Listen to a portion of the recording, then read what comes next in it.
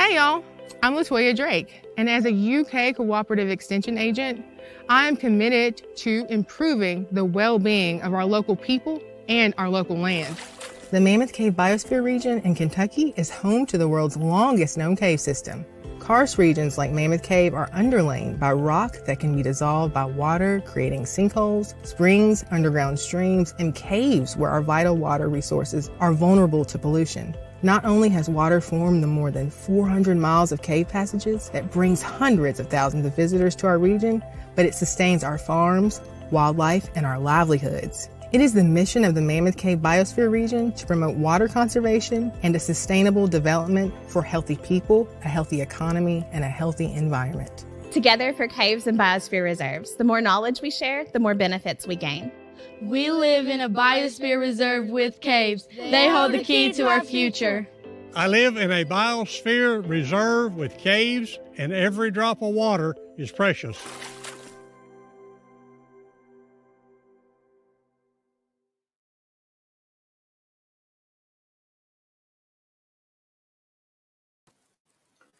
Good evening, and welcome to our celebration of the International Year of Caves and Karsts.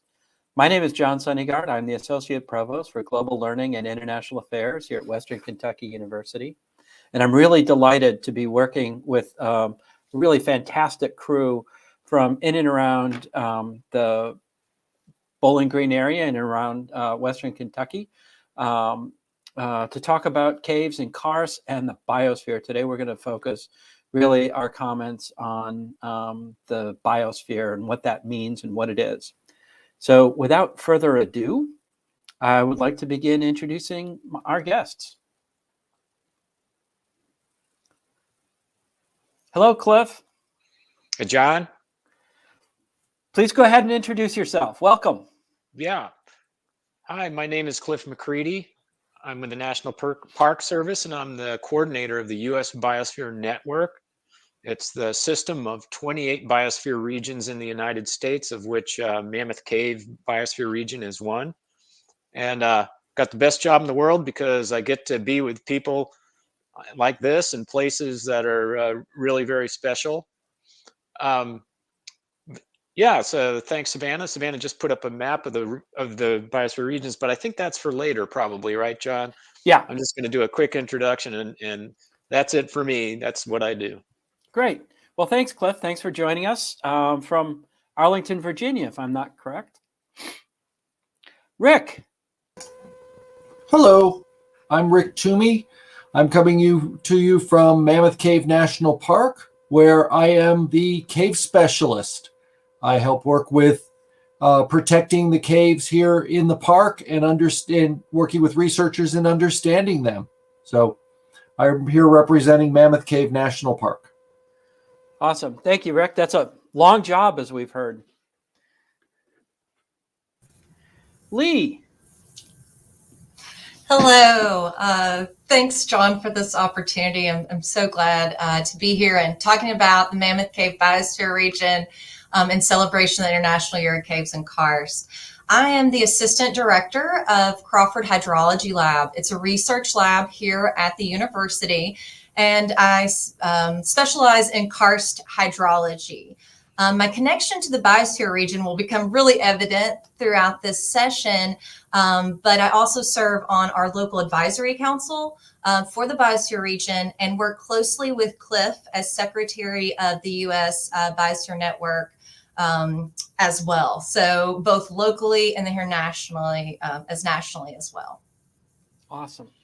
Thank you very much, Lee. Glad to have you here. Eric. Hi, John. My name is Eric Sexton. I'm the Executive Director of the Barren River Area Development District, located here in South Central Kentucky. We cover 10 counties as a quasi-government agency, providing a lot of technical support and assistance through various levels of programming to the 10-county area. Specifically in relation to today's topic, we've been partners since the beginning with the Biosphere Reserve, and 6 of our counties actually lie in the geographic region of the Biosphere Reserve. It's a pleasure to be here today. Awesome. Thank you. Really happy to have you here, Rick. Looking forward to learning more about what's going on in the Barren River Development Authority. Chelsea. Hello. Happy to be here. My name is Chelsea Ballard, and I'm with the United States Biosphere Network Youth Board. I'm representing with the Mammoth Cave Biosphere Region. And I'm working primarily with other youth members who are also in designated biosphere regions throughout the country, as well as we are now going to be working with international groups. So I'm here working on behalf, representing Mammoth Cave. Awesome. And Chelsea, you're a hilltopper, aren't you? Yes. Yep. Sure am. And where are you right now? I'm located in Horse Cave, Kentucky. I grew up in Horse Cave, just a few miles outside of town and outside of Mammoth Cave National Park. Had a lot of passion growing up in this area and with caves, and it kind of led me to studying geology and karst and groundwater. And so yeah, definitely enjoy what I do. That's cool. Yeah, Horse Cave's a really, really special place. Yeah. Thank you. All right, welcome back, everybody. So we've been talking about this biosphere thing. Cliff, can you help us out a little bit? What is a biosphere? Well, John, it's really quite simple. A biosphere region is a special place where communities work together to improve the well-being of people in the environment. And, when asked what they care about, just about anyone's going to say that they care about the well-being and quality of life for their families and communities. And that's what biosphere regions are about. They're really about our quality of life, our unique communities where people live and work, our health and well-being. All of those things depend on the beauty and benefits of nature. Productive soils for farming, clean water for drinking, and fisheries, public lands for outdoor recreation like Mammoth Cave National Park, natural floodplains and coastal wetlands for flood control and carbon sequestration. All of these benefits derive from a healthy environment. So the United States Biosphere Network, which I mentioned before, is a national program to connect people to nature in ways that sustain these essential benefits of healthy lands, air, and water. So there are 28 biosphere regions in the U.S., and Savannah, if you could bring up that map, they are recognized internationally in the World Network of Biosphere Reserves because of their unique natural beauty, the cultures, the potential for sustainable economic development, and they span the continental United States. You'll see Mammoth Cave there. The screen's a little small, but you might be able to see it in South Central Kentucky. They go to Alaska, U.S. Caribbean, and Hawaii. Deserts to mountains, rivers to oceans, rural areas to urban areas. And the mission of the Biosphere Network is to foster international and national connections among these biosphere regions to facilitate their sharing of best practices, support their work toward achieving a harmonious relationship between people and nature. And by connecting people to nature, the U.S. Biosphere Network unites organizations around these universal values and works to sustain the benefits of healthy lands, air, and water. So This is all about voluntary cooperation with a diverse range of people and organizations. You'll hear more about how Mammoth Cave does that. And it makes a difference. It makes a difference when we're facing rapid environmental change.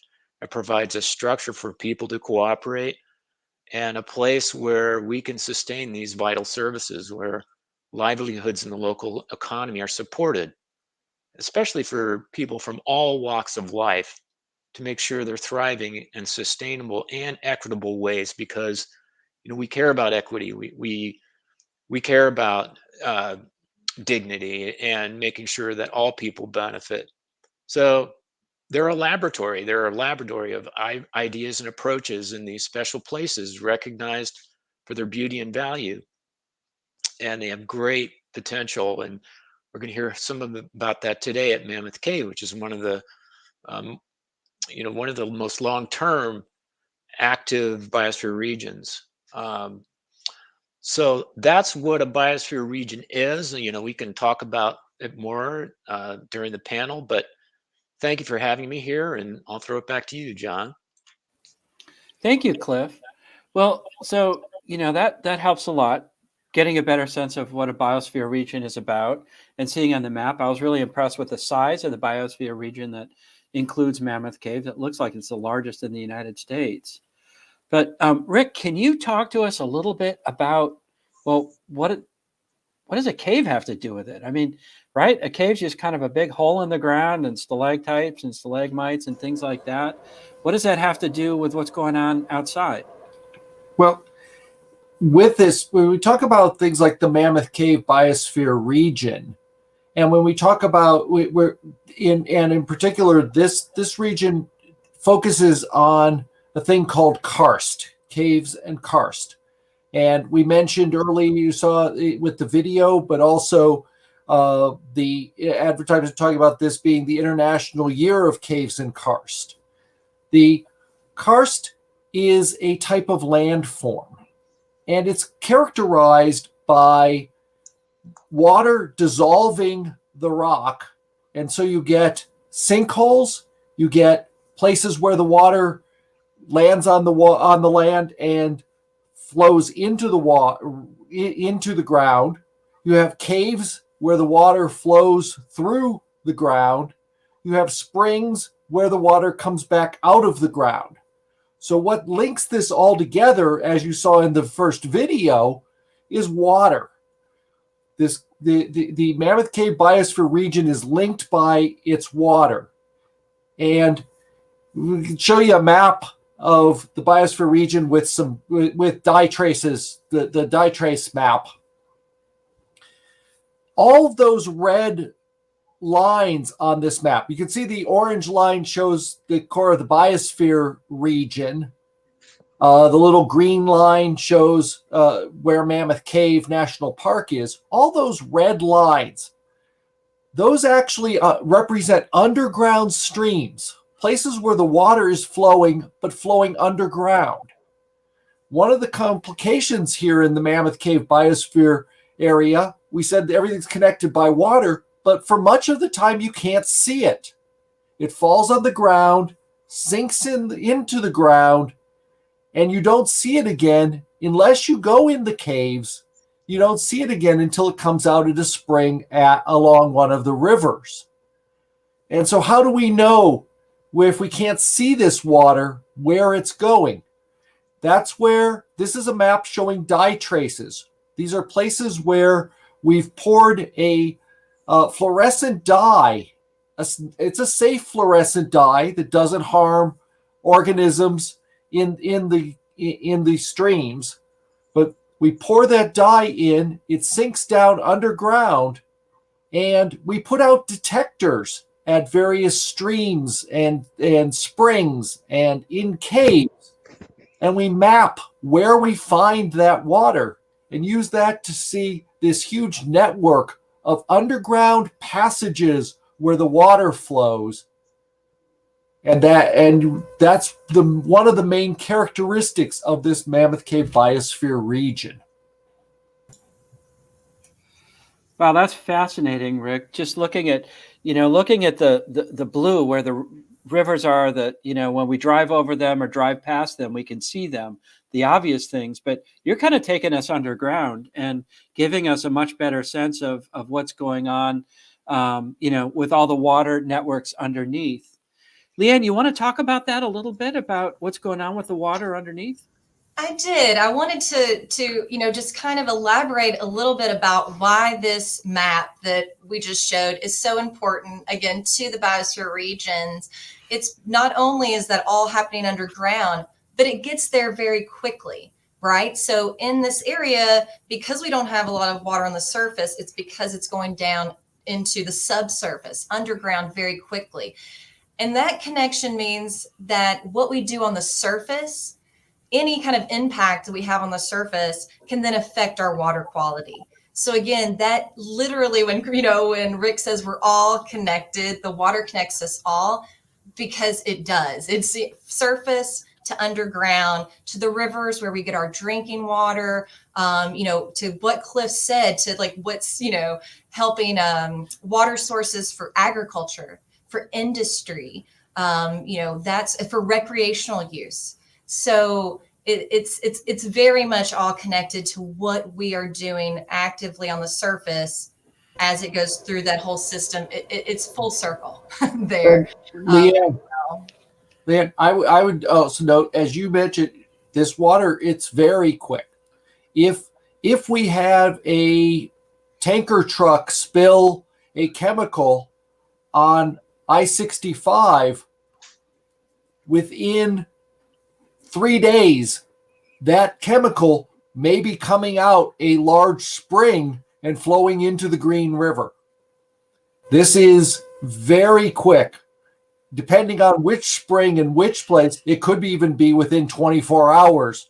We may have that chemical flowing into the Green River, already having impacted creatures that live in the cave stream to get there. Wow, I'd always had the sense that it took, hundreds or thousands of years for water to trickle down through the soil into these underground lakes and rivers and passages, but clearly that's not the case. Right. And so if Savannah could bring up the Biosphere region map, that, folks could see like where, they're not overlaying there, but you can see where the Biosphere region is. And these boundaries, I don't want people to think of them as like hard lines. They are, because we're all connected through this geographical place that is just very unique. And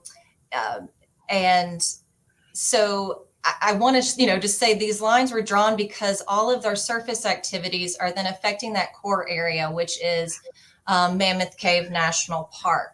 And, I'm sure Eric could go into this more, or other people on the panel, but one thing that, is obvious for the park and then our surrounding areas there is, that drives not only our quality of life through water conservation, but also tourism dollars as well, because that's a big part of people coming into the region too. And so what Mammoth Cave Biosphere Region is, or what our mission is through water conservation, is to bring in local partners from these areas, right? So that's why BRAD, or the Barren River Area Development District, WKU, and Mammoth Cave National Park are leading this effort. We're talking to people from, we have people on our advisory council from Department of Transportation, from USDA, from local legislators, all of these,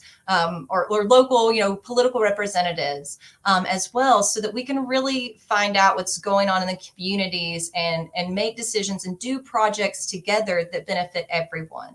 One great example that I'll bring up real quick, and then I'll turn it over to you again, John, is that, Rick just mentioned, like, we have major transportation corridors, I-65, and we have railways as well. If there's any type of hazardous, contaminants traveling through this area, we have an emergency response plan. So there is, like, through these dye traces, we can know how to respond and where to respond. And that not only, of course, helps the critters in the cave that can't go anywhere, but also the quality of our drinking water sources and water that we're using for all these other purposes as well.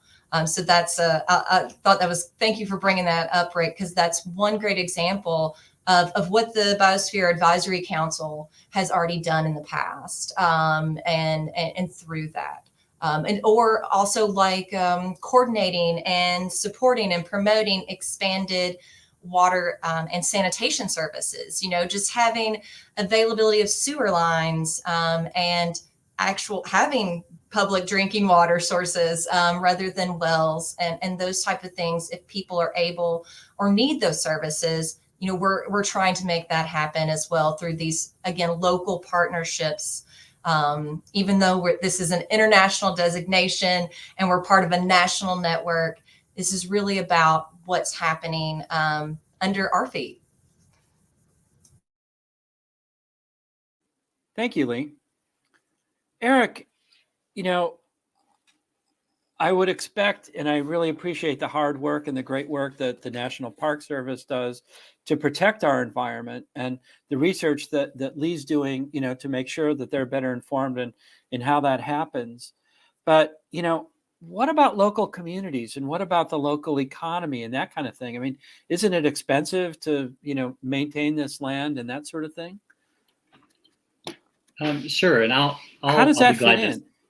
I'll be glad to speak with how Brad kind of fits into the picture. And if you'll give me a minute, maybe a minute to step back in time, I'll kind of give you a little bit of a historical perspective about how we came about and what our involvement is today and how this network is so important to our thriving communities. So I've been a member of the Biosphere Reserve for about 5 years, but my agency, the Barren River Area Development District, has been involved with the biosphere since its inception. And actually in the late 80s, early 90s, began work with the park to explore getting this designation, and was instrumental in providing some technical support and writing assistance to get this designation. And so when I came into this role, I learned very quickly that this was a unique network. It was something that we definitely want to support. There are several other member representatives, as Leanne pointed out. 6 of our counties are within the geographic area of the network. And so each of those county leaders can elect either themselves or a citizen member to be represented on the committee. Of course, we have the partnership with WKU, the Park Service. It all comes in together with folks from various backgrounds, including transportation and the USDA. So there's lots of organizations that come together. We meet about quarterly. And we really have been trying to focus on outreach and education. And I feel like we've done a really good job of that, really as just prior to the pandemic, started really working toward that. And I guess that gave us some time to fine tune the message and be deliberate. And so we've taken opportunities to partner with our area public universities and technical systems, but also at the local level with our public libraries and our local school systems, and doing education and outreach to let them know that Mammoth Cave Park exists. There's water underneath it, and how important that it is. Now, really, to get to your point about economics, there's a lot of different things that go on within the 10-county footprint. And one of the ways that we try to help support that is through planning for the future. And the way that we do that at Brad is through a contract with the Kentucky Infrastructure Authority that allows us to have a water planner, for lack of better words, that helps to ensure that we're getting water to the communities that need it, potable, clean drinking water. We don't realize how important that is. So really the work that we're doing in trying to plan with our communities, the expansion of and delivery of clean drinking water, it really goes hand in hand with the initiatives of the Biosphere Reserve. And I also want to briefly mention that One of the things that every area development district is tasked to do every 5 years is to update a regional hazard mitigation plan. And when you start talking about potential hazards to our water, that's very important because it's important to have an updated plan. An updated plan means that in the event of an emergency, you can get federal dollars flowing very quickly to help mitigate any of those issues that arise. So I just want to briefly mention that. I could probably talk a lot longer, and I don't know if I answered your question, but there is an economic impact and a connection to having clean water, and that goes all the way from getting citizens the quality of life that they need to further developing the region as an economic driver, which we're currently the place to live in Kentucky, and I'd say in the United States, South Central Kentucky is a great place to live and work. It sure is, Eric. I wouldn't argue with you on that. Chelsea, so we've heard everybody talk, and, here we are, a bunch of, let's say, older people. But you can say that. but why does this matter to young people? Why should young people pay attention to it? Yeah, great question. And really, I think it, a lot, to me, it's the future generations that is essentially what is going to be leading the future for us. And, people around here, as a kid, from a very young age, I was exposed to karst, Mammoth Cave, American Cave Conservation Association, which is one of the nonprofit cave conservation groups in the area. I was impacted and exposed to all of these resources from a very young age. And I grew up on a farm. We had challenges with sinkholes. We raised different types of crops, trying to keep livestock out of the sinkholes. And we dealt with that. Eventually it came to a day that we had a pond that, collapsed in from a sinkhole back in, I think it was 2004. I went out one morning, my ducks were missing, and come to find out the ducks ended up in the sinkhole swimming in an underground river system of a cave we had no idea existed on the farm. And, I remember from that day thinking, oh my gosh, when I grow up, I'm going to figure out a way to keep ducks out of sinkholes. That was the goal. but it did lead me to, learning about geology. I got involved with volunteering with, cave groups. And I think that's something as a kid, being impacted by that. I mean, people who live in this region, whether if you're living here, you're visiting, going on a cave tour, driving through, you're impacted by it. So I think there's multiple ways that I think people can be involved, whether, if it's volunteering with cave organizations at Mammoth Cave National Park, there's plenty of opportunities for that. And then also just, being, knowing what is in your water. Where does it go whenever, where does this water go when it goes to this sinkhole? How might it impact your drinking water source? Cleaning out sinkholes, keeping them clean, keeping trash picked up. So I think, if we start with the younger generation, they're going to take those skills, because education is key. They're going to take those skills and they're going to take that and keep that with them, hopefully. So I think that is, kind of from my standpoint. So. Wow, where's the duck? Oh, I should mention, all 19 ducks and one goose lived. We got them out 3 days later. Yeah, that's they great. all lived. I remember throwing corn down in the sinkhole for 3 days, and that story is what impacted me to studying geology and getting involved with caves and karst. And we had caves on our farm on those hot summer days. We'd go sit by the cave entrances, and so yeah, it was really nice. So yeah, that's how I got involved. Hopefully others can be involved. Hopefully not the same way though. That's crazy. I really appreciate that. You went from, instead of, cursing at the cave and the karst because it ate your ducks, or you're afraid you were going to lose a calf or something, to really trying to figure out what's going on down there and what's this all about. That's really cool. So you're a member of the U.S. Biosphere Network Youth Network Board, or Network Youth Board. Yes. Yeah. What is that? What do you guys do? Okay, great. So we, myself and some others who were also representing from other biosphere regions across the country, we are the founding members of this. It's very new.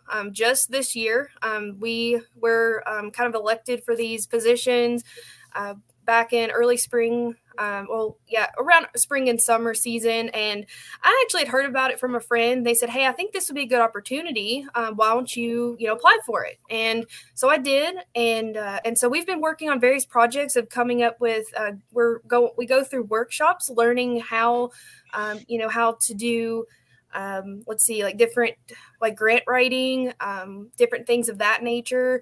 We also are working on internship opportunities for others who might be interested in working with Biosphere Regions. And that's something that our own board is working to do. Like, we're going to help develop these, as well as, kind of do some outreach on education with different biosphere networks. We have recently started collaborating with international biosphere regions as well. So we have lots of things that are going. It's very new. So every time we meet monthly, we are coming up with all sorts of different ideas, and it's really nice to take the ideas and share the stories about Mammoth Cave and what we're doing here, and then taking that and sharing it with across the country too. Cool. So I'm going to put Rick and Eric on the spot then. Are you guys going to take some interns from the U.S. Biosphere Youth Network Board? I'll go first. We take interns from just about every aspect of health and human development and economic development. So I'm glad you asked. We actually have hosted several, and jointly recently hosted with the park and WKU an internship that went very well and actually helped us get a lot of initiatives off the ground, so to speak.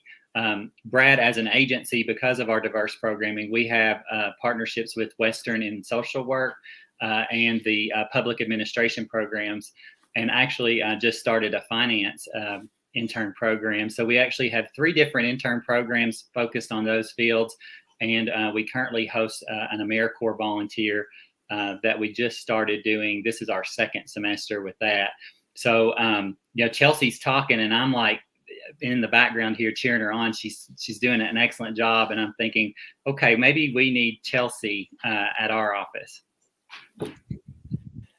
Yeah, and I'm trying to send Chelsea abroad, I think. Well, and we certainly at Mammoth Cave, like at Brad, we utilize large numbers of interns, including, as Eric mentioned, our shared intern with Brad. We're always looking for youth interns on various projects, helping us with the biosphere, with water studies, with monitoring our bat populations and other animal populations. So absolutely, we are always interested in working with people and getting young scientists and young historians and archaeologists experience working in this special place. And John, I'll chime in here too, because we have an exciting new research fellowship here with the Crawford Hydrology Lab. We're partnering with the Honors College, the Mahurin Honors College, here at the university. And we will be, I think we're going to have our first team of researchers their research will be focused at within the biosphere region. So it will be hopefully projects that focus on that nexus of geology, biodiversity, and also our, cultural aspects that kind of go into that, or, sustainable resource management and those type of ideas through, again, looking at these, answering different scientific questions on how that can inform land managers and giving to, every year we're going to have a team of students. It's an inaugural year. A lot of things are starting up here, as Chelsea indicated as well. So we'll have our first team starting in January. And again, that's going to be ongoing. So for any WKU students listening, it is through the Honors College and would be a part of your honors thesis. And so that would be, fully funded and guided through our lab. So that is super cool. Well, there's so many different opportunities here, and like Cliff said at the beginning, the dream job, having an internship in a beautiful national park like Mammoth. Wow, what an experience. And, Lee, I want to talk more about that, what you're doing with the Honors College, because I would love to set up maybe a follow-up or a parallel where we could send students for a month or so, to one of the sister parks overseas, which I think would be super cool, sending them to the Philippines or to Slovenia or to China. There could be some really, really great opportunities there as well. So there are, and I want to say, a big thank you to Gatton Academy and Honors College and the National Park Service, because Cliff made it possible for me to attend an international meeting in Dublin, and then we were able to have 2 students go with me back in 2019. And right now I'm also working with a Gatton student on looking at the world network of cave and karst biosphere regions. So there's about 100 and we're still finalizing all this data. There's about 180 biosphere regions across the world that have either caves and/or caves and karst, because you can actually have caves in different types of geology than what we see here locally. So we want to include anyone that is, addressing those same challenges that we see with sustainable tourism or water use and that sort of thing. But Keegan Congleton is that student, and we've submitted, hopefully, if things, pandemic pending, next year being able to potentially, present at a conference in Spain as well, and get, again, that international experience. And again, through this local, through this program where we can do this through our local resources and through the relationships and the partnerships that have this council, the council, I'm new, I've not been here less than, just a few years, just a couple of years now. And, through these partnerships, there's so much to learn and so many opportunities that are available and work to do. So as well. Yeah, I was just going to add, John, the World Network of Biosphere Reserves includes over 700 sites in 124 countries, and it's been going since the early 70s. So this is a movement. It's an international movement that we're on a path in the United States toward, working on how that we can solve the incredible environmental challenges that we're facing today. And it's, you read about it in the news, and you experience it through flooding and through wildfire, these worsening events. And what it gives you is hope, because if there's any place that we can make a difference, it's in the places where we live and work. And we can use science, we can use our shared concern for our values of family, community, environmental health and well-being to rally around our communities and the places in biosphere regions to solve these problems, at Mammoth Cave to make sure that we're stewarding the water resource that we all rely on, or in Arizona, to make sure that people are understanding the values of the desert and can enjoy public lands, or in New York, to sponsoring youth programs, a climate change summit. So all of these things are happening in these places, and that's really what we need today. We need hope, especially coming out of the pandemic and struggling to find our way forward, that we can stand together at the community level.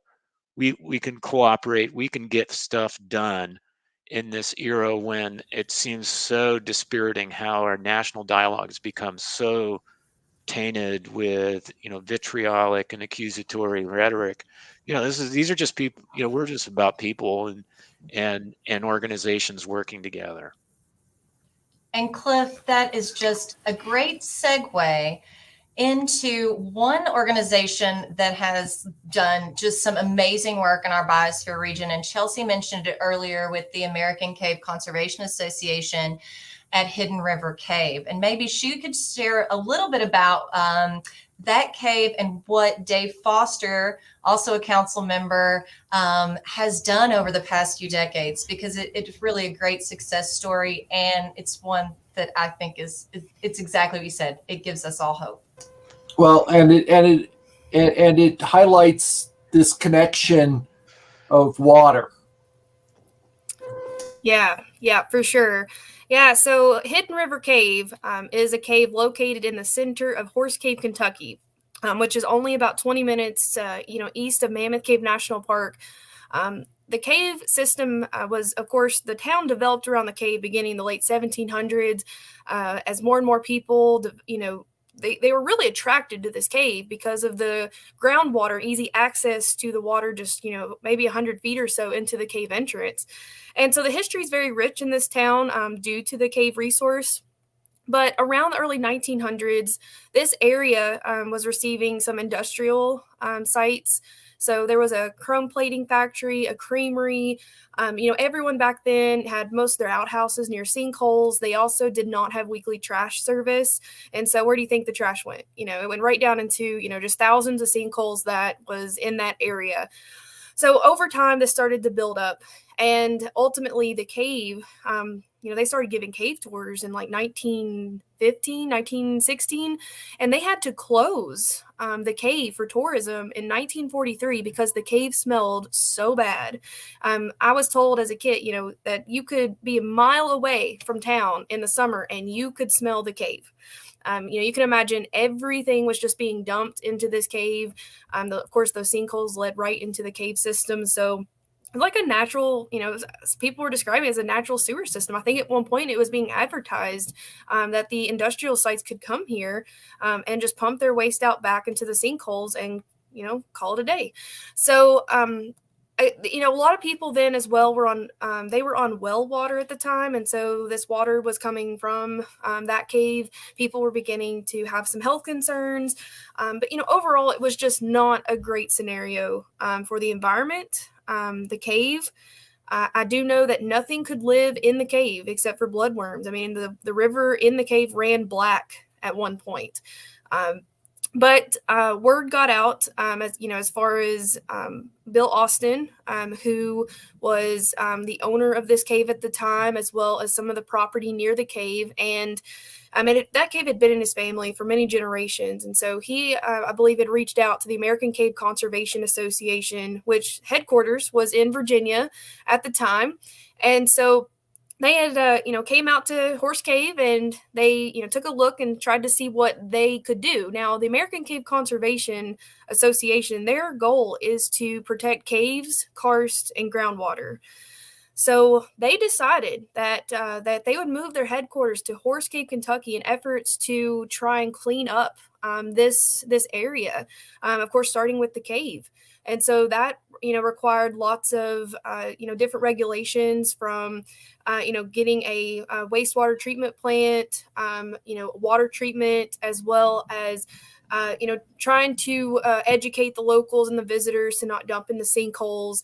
They started doing sinkhole cleanups, and folks, to this day, since the 1980s, when they moved their headquarters here, they are still cleaning out sinkholes. There's actually one that will be going on around the early part of 2022 that's in this region as well. So if that's something you'd like to get involved with, please reach out. But they went through a lot of process in order to, educate, trying to get people to aware of, what happens on the surface directly affects underground, and it will eventually affect your drinking water source. And shortly after, in the 1990s, cave survey began in Hidden River Cave. They were able to try and see the extent of how long this cave is. Currently, it's over 10 miles, and there's still no end in sight. Just like Mammoth Cave, there's lots of other caves around in this region that are very lengthy caves, very notable caves. And so they started cave tours back up again in 1994 at Hidden River Cave. They also put in the American Cave Museum, which is something you can look through before you go on a cave tour. They have had a huge success with that, trying to educate the locals, the public, anyone who comes and takes a cave tour. They learn about the success story. Since then, all the wildlife has returned. You see the eyeless cavefish, the eyeless crayfish, bats, salamanders. Last time I was in there, which wasn't too long ago, but there's just a thriving environment. And they do have their water checked every so often, and it is at one point, I think last year, it was back to like almost water drinking standards. So yeah, they're hit pretty hard, just with lots of things going on around the cave environment, but they have done very well, just by simple education and changing a few things to help the environment. And it's really, and as you know, Chelsea, from your past experience, working there too, Mm-hmm. it is just it's a tourism spot that really has brought Horse Cave back to life. And I just love seeing that. There's so many community events and things going on. It's such a thriving, vibrant place. And I feel like, the American Cave Conservation Association and Hidden River Cave had so much to do with that, and that we now have, you can go in there. I mean, the last time I was in there, that was about a year or so ago, I did see a fish. And so it's like you can go there and see these endangered and threatened species, and that these populations are coming back. And this is exactly why, this type of program, the Biosphere Region program, is important, because we have to work together. We really, to make things like this happen, it takes all of us really to protect those water resources. So I got my start in the cave and karst world because I signed up for an ACCA sinkhole cleanup. Oh, really? Okay. 2006. Yes. So awesome. Well, what does that mean? Cleaning up a sinkhole. What do you do? I mean, it's got to be more than, putting corn out so that the ducks come out. What is it that what do you do? Yeah. So whenever they do sinkhole cleanups, they are pulling out, anything from your everyday trash to large kitchen appliances. I mean, I've heard of times where they've pulled out like large tractor trailers out of these sinkholes. I mean, it's everything you can think of. You're probably, anyone who's cleaned out a sinkhole has probably seen it. For instance, this is just an example, the one we have coming up very soon. This particular sinkhole was used as an everyday trash for 90 years. And when we went in to kind of, figure out what the situation was, I mean, it was everything from, like bleach bottles to clothes to, kitchen appliances, just, anything you could think of. Unfortunately, it has been, sinkholes were trash cans at one point. And we've learned from that. And I think that's what's important, is to know, now that we've learned from it, to, there's better ways now. Well, and I'm thinking about Horse Cave, and that's as Cliff said, it's really something for optimism. I mean, the transforming something that had been stinky and basically dead into a thriving biosphere again. Mm-hmm. That's really quite an accomplishment, and in a relatively short period of time. I can't help but think about, I'm sure everywhere else in the world, the sinkholes are thought of as trash cans and things like that, and this is a real easy way to get rid of it. They don't see what's happening underneath, and then they become ill, and they don't understand why, because they're drinking bad water. It's getting into their well water, whatever. Clearly that was the case. Yeah, and Hidden River Cave used to be considered as one of the most polluted caves in the country, if not the world, at one point. And you know, they came back full swing. You know, the cave floods, so it would naturally, you know, also wash out some of the pollutants that was in there. But there's just some things that you couldn't necessarily wash out if it was continued being put in the sinkholes. So yeah. And I will say, and I don't know, Chelsea, you may have a, you know, that also in addition to this, like tourism, like the ACCA has worked closely with industry and other partners, and not in a, you know, in any sort of combative way, as in like, not as in, hey, you're doing this wrong, but hey, let's get this fixed. Let's work together, right? So that we have to have these industries, right? We have to, so people have to have jobs. We have to have these livelihoods, and so that is very important. The thing is, another thing I feel like is a success story, and like maybe some of these issues are still being worked out, but that is possible. That we can, through discussions, through partnerships, we can find solutions that work for everyone, you know, and just do things right on the surface, so that we're, you know, we're all good with our waters in the subsurface. So. And I was going to mention as part of this that the Horse Cave, a Hidden River, is part of a somewhat a larger regional success story that was functioning of multiple governmental agencies working together. Hidden River wasn't the only place where they noticed this pollution from the groundwater, and one of the problems in a karst system is, well, one problem is people just pouring sewage straight into the karst system.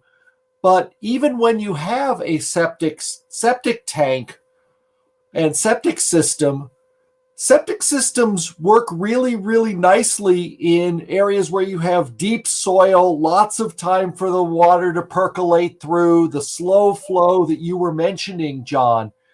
In shallow soils that have water that goes into the groundwater very quickly, even though septic systems aren't the ideal system.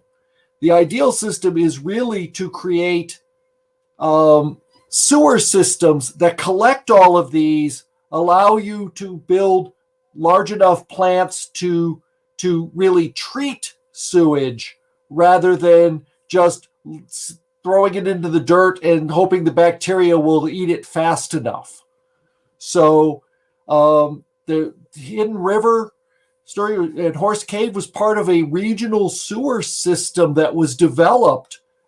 Brad worked with this, the Barron County, Hart County, the Mammoth Cave National Park all worked together in getting a regional sewer system that we can get more and more people connected to. And the more we can develop these types of regional approaches that cut down on pollution going into the system, the better. Yeah, thanks, Rick. It's just so important that we pay attention to what's going on, not only above ground, but what's happening underneath ground, so that we can preserve that, you know, for ourselves and for the future. We have just a few minutes left. And what I'd like to do is just go around and ask everyone, what gives you optimism about what's happening in the biosphere region, you know, for yourself, or what you see more broadly? And so, Cliff, I'm going to start with you again. What makes you optimistic about what's going on? Well, there's just tons of good news coming out of biosphere regions, and examples of like this, where people are collaborating and getting work done that really makes a difference. You know, I mentioned a few of those examples, but the really exciting thing is the relationships that we have. We make friendships and we learn from each other, and that's on an international scale. Leanne mentioned some of her work. You know, we're in a world network, this is really I'll mention UNESCO, the United Nations Education, Scientific, and Cultural Organization, and we're committed to working on a global scale and working locally, nationally, and on a worldwide scale to bring about change, to have healthy communities, healthy environment. And it's really exciting. It's exciting work, and I'd really invite everyone in the audience, especially if you're a student, you heard about some great opportunities, and Chelsea's a real leader in that area. You can talk to Chelsea. Get involved. It's fun. It's a blast.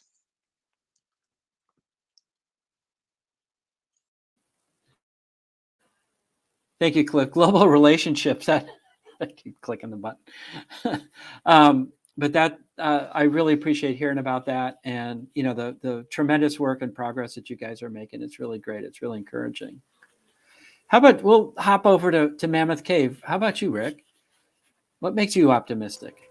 I love Cliff's stuff, but I'm going to go with the really energetic and excited students and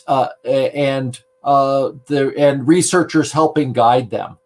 We've got all sorts of students like Western Kentucky University students. We've got students, high school women high school students from Louisville, from Mercy Academy, who built a remote operated vehicle to explore our springs. Just all sorts of wonderful, exciting research projects that people are doing, and their interest and wanting to help us find out more and help us protect the area. It really gives me lots of optimism. Thank you, Rick. Well, since Rick touched on, so eloquently on researchers, Lee, I'm going to go to you. Oh, well, just being part of this group gives me hope and makes me feel more optimistic about our future. Knowing that there are people across so many organizations here, across our region, across our district that care and that want to be stewards of, nature and of our neighbors. I know that that's how I feel that way. And I know a lot of people on the council do, and a lot of people that we work with in this region. And so that's what gives me hope, is that I continue to meet people that care about each other. And this is why I'm here. And I love going caving. I love the science and the research aspects. But at the end of the day, I like applying that. And this is one way that we can do that. That is so awesome. Taking really good research and making it available to people and also applying it so that it improves people's lives. Really appreciate the work that you do, Lee. Really appreciate it. And you, Eric, what gives you optimism in the Brad region? So I'll briefly hit three things, which will sound familiar, but it's the partnership of the Biosphere Network that Lee spoke so passionately about. I agree 100%. It's good local leadership and regional leadership that's solid and supportive. We have that in our region, and that's an incredible thing to find in today's climate. And third, it's the Chelseas of the world that are saving the ducks at that young age, because that's actually the key to being able to move forward and be progressive in the future. So that's what gives me that optimism. Thank you, Eric. Yeah, that, it is the Chelseas of the world. And, with that, Chelsea, I want to go back to you because you're the future. You tell what gives you optimism? I think for me, it's, interacting with the locals and the visitors, people who are here, and visiting this area every day, finding the balance. I grew up on a farm. I have a passion for nature. And I think it's being able to bridge the communication gap between, industry to locals to tourists to agriculture to all of this. And the young generations of, helping people, find their passion in some way, with nature, and what it all means to the biosphere region is definitely something that keeps me going every single day. I know not everyone wants to crawl around in caves and wants to go and do the things out in kayak and learn more about this, but culture is also involved, as well as the history and nature. So I think just getting everyone involved, and it's possible. Anyone at any age can do this and be involved, and one small change can help so much. Thank you, Chelsea. What a great way to wrap things up. Anything that can change can help things so much. I appreciate that. Well, I want to thank everyone for a really wonderful conversation about the biosphere that we live in, and especially that very special biosphere that we have here in the Barren River District and Mammoth Cave. But to get some more insights from researchers, from the National Park Service, and from Mammoth Cave itself. So thank you all very much. Cliff, thank you for joining us. Lee, thank you for organizing all this, getting everyone together. Rick, thank you very much. Eric, pleasure to see you again. Thank you so much. And Chelsea, thank you. Really appreciate it. We're going to have some more of these. Even Tilly loves it. We're going to have some more on caves and karsts and on international research as diplomacy coming up here in the spring. So thank you all very much, and I wish you the very best in the holiday season.